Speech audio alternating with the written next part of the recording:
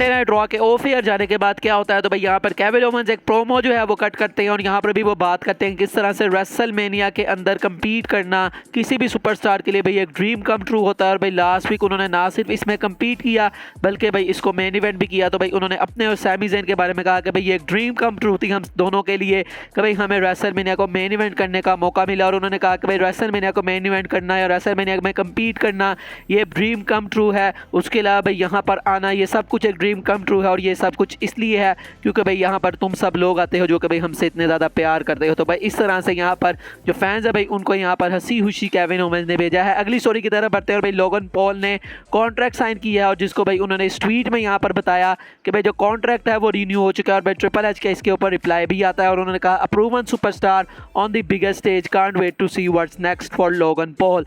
अब भाई इस पिक्चर को अगर आप गौर से देखें तो भाई ये जब से पिक्चर आई है तो उसके बाद से भाई काफ़ी ज़्यादा यहाँ पर जो फैंस है भाई वो बात करें कि भाई किस तरह से ये पिक्चर भाई वही पिक्चर है जो कि भाई पहले भी 1 साल पहले आई थी। और भाई ये वही पिक्चर जो है लोगन पॉल ने भाई फोटोशॉप करके दोबारा से जो है वो लगा दी है और भाई काफ़ी ज़्यादा इसके बारे में जो है वो बात हो रही थी। तो भाई इस सारी सिचुएशन को लोगन पॉल ने एक ट्वीट के जरिए से क्लियर किया जो कि आप इस वक्त अपनी स्क्रीन पर देख सकते हैं। उन्होंने कहा कि some people are saying I photoshop my new contract from the first time I sign with the WWE, that is untrue as you can see my jacket is in different color, Stephanie McMahon is nowhere to be found and Prime in a different flavor।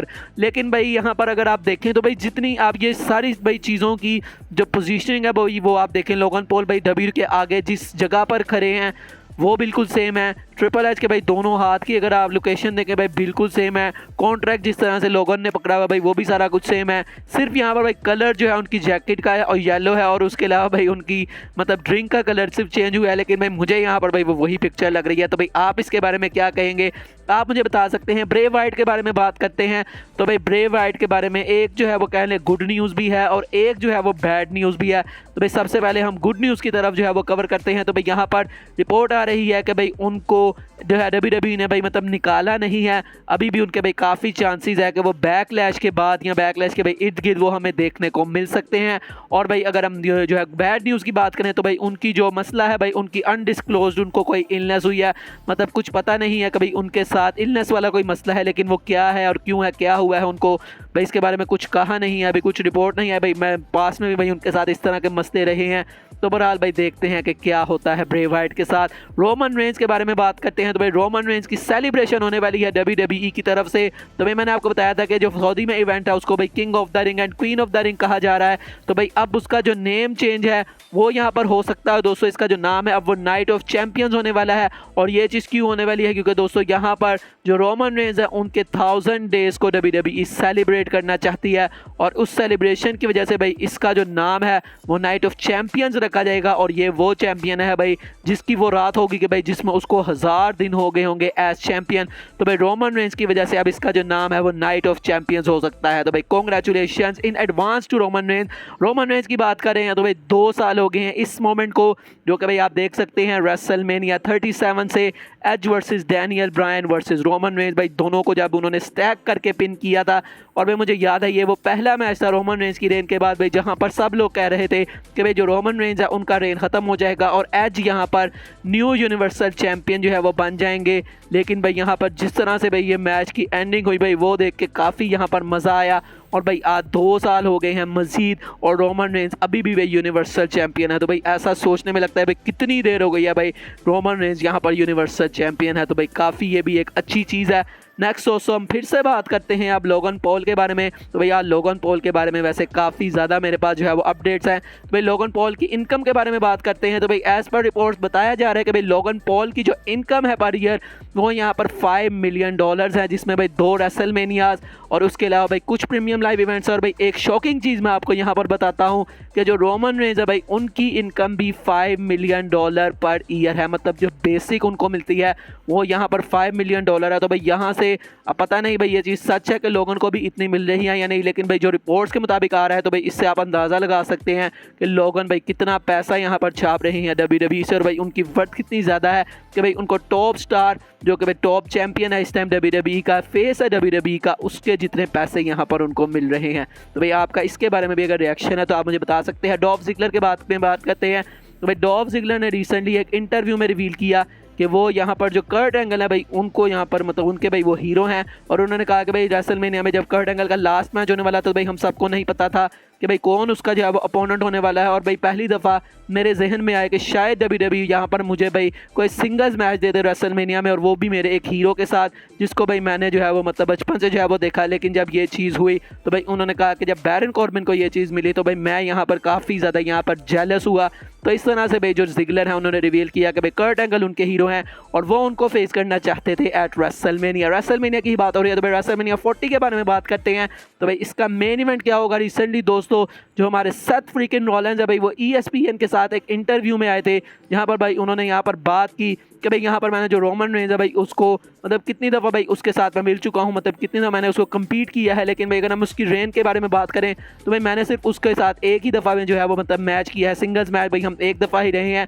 और वो है दोस्तों यहाँ पर जो कि भाई उनका मैच हुआ था एट रॉयल रंबल। और उन्होंने कहा कि भाई पास्ट में जितनी भी बड़ी राइवलरीज थी, जैसे कि उन्होंने रॉक और ऑस्टन का नाम लिया कि भाई उन्होंने 3 दफ़ा मेनिया में जो है वो कम्पीट किया था और शायद 2 दफ़ा मेन इवेंट भी किया था। सीना और ऑर्टन के बारे में उन्होंने बात की कि भाई उन्होंने तो पता नहीं मिलियन दफ़ा जो है वो लड़ा, लेकिन भाई मैंने यहाँ पर रोमन रेंज के साथ सिर्फ सिंगल्स मैचेस में अभी तक भाई पेपर व्यूज़ में लड़ा है, लेकिन भाई रेसलमेनिया में मैंने आज तक उनके साथ नहीं लड़ा।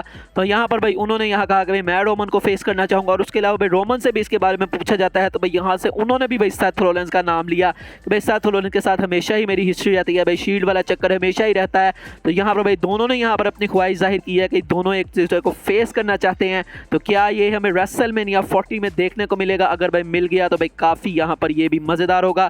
फिर से बात करते हैं दोस्तों लोगन पॉल के बारे में। तो भाई लोगन पॉल का फ्यूचर क्या होने वाला है? तो भाई अकॉर्डिंग टू रिपोर्ट्स बताया जा रहा है कि भाई WWE यहाँ पर प्लान कर रही है लोगन पॉल और जेक पॉल को कि भाई वो किसी कैपेसिटी में यहाँ पर बैकलैश में भाई इन्वॉल्व हो। तो भाई अभी तक तो भाई लोगन पॉल हमें रेसलमेनिया के बाद देखने को नहीं मिले और भाई इतना कोई खास टाइम भी नहीं है बैकलैश होने में। तो अब पता नहीं भाई क्या यहाँ पर WWE यहाँ पर लेके आती है उनके लिए, लेकिन भाई उनके इरादे ज़रूर हैं कि भाई लोगन पॉल को फीचर किया जाए एट रेसलमेनिया बैकलैश। नेक्स्ट दोस्तों बात करते हैं अब हम जॉन सीना की। तो भाई जॉन सीना का जो मैच हुआ था ऑस्टिन थ्योरी के साथ भाई उसको यहाँ पर काफ़ी ज़्यादा क्रिटिसिज्म मिल रहा है भाई फैंस के अलावा जो WWE हॉल ऑफ फेमर्स है भाई उनको भी ये चीज़ पसंद नहीं आई। यहाँ पर भाई जो हमारे टेडी लोंग है भाई उन्होंने इसको काफ़ी क्रिटिसाइज़ किया कि भाई जो जॉन सीना है अब शायद भाई वो अपने आप को सिर्फ एक हॉलीवुड स्टार देखता है और भाई अब शायद वो उस तरह से WWE में कम्पीट करना ही नहीं चाहता जिस तरह से भाई वो किसी एक वक्त पर जो है वो कम्पीट किया करता था।